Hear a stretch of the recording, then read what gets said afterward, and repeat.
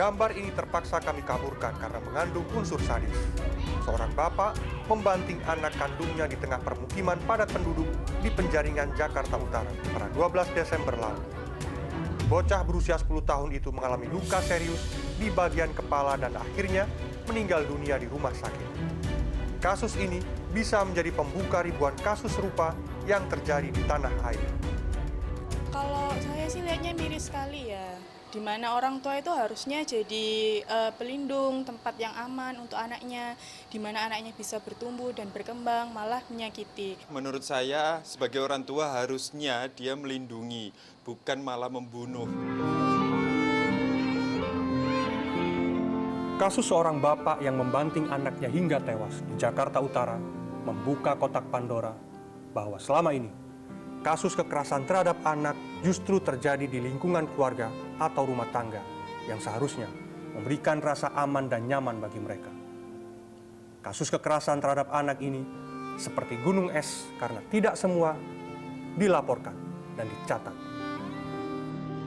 Kementerian Pemberdayaan Perempuan dan Perlindungan Terhadap Anak merilis kekerasan terhadap anak memiliki tren kenaikan selama 4 tahun terakhir. Namun yang memprihatinkan, sekitar setengah kasus kekerasan terhadap anak itu terjadi di lingkup keluarga. Lingkup yang seharusnya memberi rasa aman dan nyaman bagi anak-anak. Zahrotul Ulya, seorang konselor keluarga sekaligus Direktur Perkumpulan Keluarga Berencana Indonesia atau PKBI Jawa Timur mengatakan, kesiapan mental menjadi orang tua menjadi faktor penting agar mereka tidak melakukan kekerasan terhadap anak. Ketidakmampuan orang tua dalam menghadapi tekanan ekonomi dan masalah rumah tangga lainnya memicu kekerasan terhadap anak. Banyak sekali kan kasus-kasus yang belakangan ini terjadi itu sebenarnya adalah ketidaksiapan pasangan dalam memiliki anak kan. Nah, salah satunya yang dipengaruhi adalah isu-isu individu. Artinya mungkin ada tekanan ekonomi, kemudian akhirnya jatuhnya jadi mental health-nya yang kena, terus akhirnya kontrol emosinya tidak mampu, terus kemudian akhirnya sampai melakukan kekerasan pada anak-anaknya. Zahra menyarankan, setiap pasangan yang berencana memiliki anak setidaknya harus menyiapkan minimal 4 hal. Pertama, jalin komunikasi 2 arah dengan pasangan. Misalnya soal kapan akan memiliki anak, berapa jumlah anak, sampai rentang usia antar anak. Kemudian siapkan kesehatan fisik, terutama bagian reproduksi, agar benar-benar siap untuk menjalani kehamilan. Lalu tentu saja keuangan yang cukup untuk masa kehamilan, persalinan, sampai urusan hunian layak dan pendidikan yang menjadi hak anak Anda.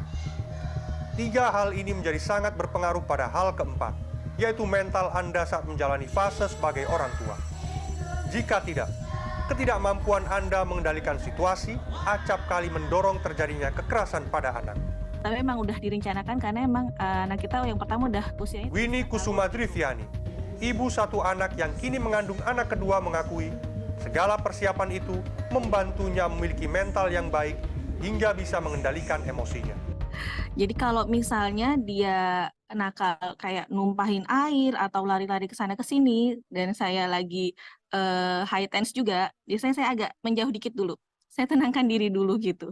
Jadi kalau saya sudah mulai tenang, baru saya dekatin anak.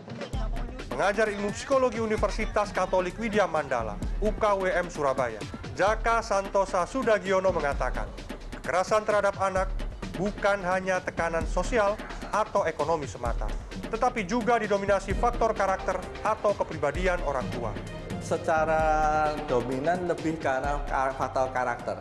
Karena kalau karakternya bagus, seperti tadi faktor eksternal seperti kondisi sosial, ekonomi, dan lain-lain, saya rasa tidak berpengaruh. Karena apa? Ya karena banyak juga, lebih banyak lagi contoh masyarakat yang even di bawah, hidup di bawah garis kemiskinan pun, ya tetap rukun-rukun aja gitu ya, dengan keluarganya. Jadi memang faktor yang paling utama adalah faktor internal kita masing-masing.